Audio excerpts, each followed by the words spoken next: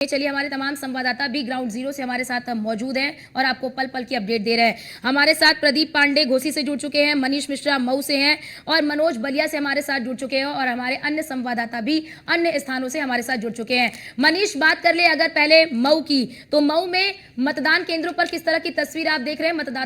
मतदाताओं का आना क्या शुरू हो चुका है? इस समय रसड़ा में हूँ और रसड़ा में है घोसी लोकसभा के अंतर्गत जो कि कोयल पार्टी के राष्ट्रीय अध्यक्ष और कैबिनेट मिनिस्टर हैं उत्तर प्रदेश सरकार में, वो अपने सब परिवार के साथ पहुंचे। उनके साथ उनके बेटे, उनकी धर्मपत्नी, उनके भतीजे, जो बेटे उनके अरविंद राजभर, वो यहाँ से प्रत्याशी के तौर पर भी हैं और वो भी यहाँ पे पहुंचे हैं। तो निश्चित तौर से जो पूरा परिवार है वो उन्होंने सबसे पहले आके मतदान किया है, फिर जलपान की बात कही और कहा है कि अब बतौर प्रत्याशी है वो लगातार कॉन्स्टिट्यूशन में अपने टहलेंगे, देखेंगे कहाँ पे मतदान में कहीं कोई दिक्कत तो नहीं आ रही है। और जनता से अपील की है कि एक बार फिर से जो अधिक से अधिक हो सके उसको मतदान किया जाए।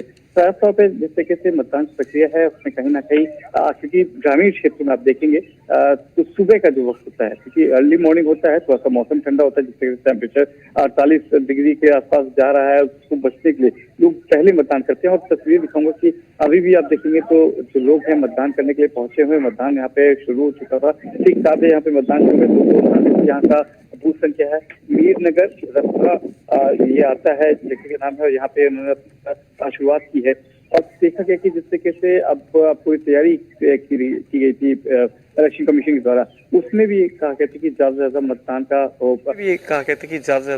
का प्रयोग किया जाए। 13 लोकसभा सीटों पे मतदान हो रहा है और आज अंतिम फेज का मतदान है। और तो कहीं ना कहीं जिस तरीके से तैयारी है, उस तैयारी को लेके पूरी चुनाव आयोग ने जो पूरे 6 चरण तक मतदान किए थे, 7वें चरण को भी शांतिपूर्ण तरीके से और अधिक से अधिक मतदान कराने की प्रक्रिया रहेगी। बाकी घोसी का है, घोसी में अगर आप देखेंगे तो राजीव राय समाजवादी पार्टी से और अरविंद राजभर एनडीए अलायंस के उस पर लड़ते नजर आ रहे हैं।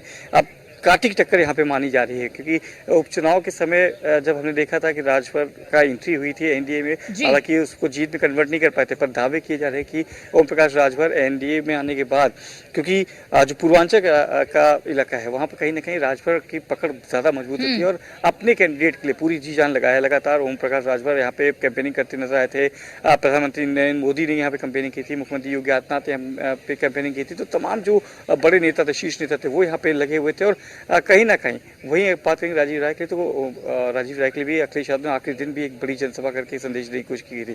किसके पक्ष में आ जाएगा ये कहना मुश्किल है।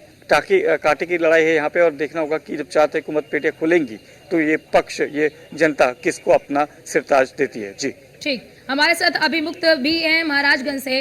अभिमुक्त, बात कर ले अगर महाराजगंज की, तो यहाँ पर मतदान केंद्रों पर किस तरह की तस्वीर आपको नजर आ रही है? मतदाता क्या मतदान केंद्रों पर पहुंचने लगे हैं? महाराजगंज में जो है मतदान की प्रक्रिया शुरू हो चुकी है। मतदाता जो है हर्षोल्लास के साथ जो है इस पर्व, एक तरीके से लोकतंत्र के इस पर्व को मना रहे हैं, यानी मतदान करने पहुंच रहे हैं धीरे धीरे। चूंकि अभी मौसम थोड़ा सा अच्छा है, उस वजह से जो है कुछ लोगों का प्रयास है कि वह जो है से जल्दी पहले मतदान फिर जलपान, तो ये नारा है उसको साकार किया जाए। वही बात करें प्रत्याशी की, तो महाराजगंज से केंद्रीय वित्त राज्य मंत्री जो मोदी सरकार प्रत्याशी हैं, और वहीं दूसरी तरफ जो है इंडिया गठबंधन से जो सरिंदा विधानसभा से कांग्रेस के विधायक हैं वो बीरेंद्र चौधरी, वो भी मैदान में है। तो इंडिया गठबंधन के प्रत्याशी बीरेंद्र चौधरी और बीजेपी प्रत्याशी पंकज चौधरी में जो है निश्चित तौर पर कांटे की देखी जा रही है। हालांकि पंकज चौधरी जो है पिछली बार काफी लंबे अंतर से जो है चुनाव जीते थे, यानी लगातार जो है 2 बार जो है अभी इधर 2014-19 में 2 बार चुनाव जीत गए। पिछली बार करीब 3.5 लाख का अंतर, 3,38,000 के आसपास का जो है उनका अंतर था। लेकिन इस बार जो है चुनावी समीकरण कुछ अलग है। इंडिया गठबंधन और बीजेपी में जो है इस लोकसभा क्षेत्र में कांटे की टक्कर देखी जा रही है। जी, प्रदीप पांडे घोसी से हमारे साथ है। प्रदीप, घोसी में किस तरह की तस्वीरें नजर आ रही है मतदान केंद्रों की? मतदाता पहुंच रहे हैं क्या? क्योंकि सीएम योगी आदित्यनाथ ने भी जनता से अपील की है कि सुबह का समय है, सुहावना समय है, आप निकलिए और अपने मताधिकार का इस्तेमाल करिए।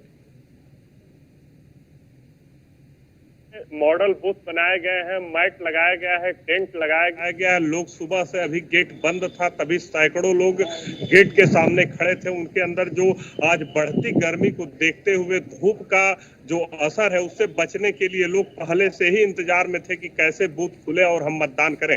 घोसी के लोगों के अंदर एक अच्छा उत्साह देखने को मिल रहा है और सबसे बड़ी बात यह है कि जो प्रत्याशी मैदान में है, संजोग इतना बढ़िया है कि चौहान भी चुनाव लड़ रहे हैं, राजभर भी चुनाव लड़ रहे हैं, राय भी चुनाव लड़ रहे हैं। जबकि घोसी की समीकरण की बात करें तो राजभर, चौहान और राय तीन ही बार सांसद हुआ करते थे इस क्षेत्र में, लेकिन अब तीनों समाज के लोग ताल ठोक रहे हैं। ऐसे में तीनों लोगों के लिए एक बहुत बड़ी चुनौती देखने को मिल रही। जो मतदाता है वो काफी संतुष्ट है कि अब इनका निर्णय बढ़िया होगा। बाल कृष्ण चौहान बीएसपी से हैं, तो कहीं गठबंधन से राजीव राय है, तो एनडीए से अरविंद राजभर है। यानी तीनों वर्ग, जो एक वर्ग को साध करके गणित लगाई जाती थी, टिकट के बंटवारे किए जाते थे, वो साधने के लिए तीनों समाज के लोग आज मैदान में खड़े हैं। जी मनोज राय भी बलिया से हैं। मनोज राय, अगर बलिया की बात कर ले तो बलिया में किस तरह की तस्वीर आप देख रहे हैं? मतदान केंद्रों पर किस तरह की तैयारी और मतदाता क्या मतदान केंद्रों पर पहुंच रहे हैं? किन मुद्दों के साथ मतदाता मतदान केंद्रों पर पहुंच रहे हैं? जी, आपको बताना ये लाजमी होगा कि बलिया में जो है मतदाता सुबह से ही यहाँ मतदान के लिए आए हुए हैं अपने अपने बूथों पर। 7 मई से यहाँ मतदान चालू हो चुका है, लेकिन जो इसकी सामने दिख रही है वह दो तरह की दिख रही है। एक राष्ट्रवाद के नाम पर लोग वोट दे रहे हैं, तो दूसरा संविधान बचाने के नाम पर। अब ये देखना होगा संविधान बचाने के नाम पर कितने लोगों के अंदर नेता कैंपेन करके प्रवेश किए हैं और क्या परिणाम आएगा उसका संविधान बचाने के नाम पर, जबकि दूसरा राष्ट्रवाद के नाम पर बीजेपी चुनाव लड़ रही है। लेकिन इसके साथ यहाँ जो बूथों की स्थिति है, बूढ़े बुजुर्ग और महिलाएं सुबह सवेरे ही लाइन लगाकर बूथ पर मतदान के लिए पहुंच रहे हैं। और वहीं देखा जाए तो मौसम भी साफ है और हो सकता है कि आज गर्मी ज्यादा रहेगी, इसलिए लोग सुबह सवेरे यहाँ आना मुनासिब समझ रहे हैं। लेकिन दोपहर में कहीं न कहीं इसका जरूर प्रभाव दिखेगा कि मतदान के प्रतिशत कम रहेंगे। फिर अब अगर मतदान के प्रतिशत बढ़ेंगे भी तो शाम के समय ही बढ़ सकते हैं।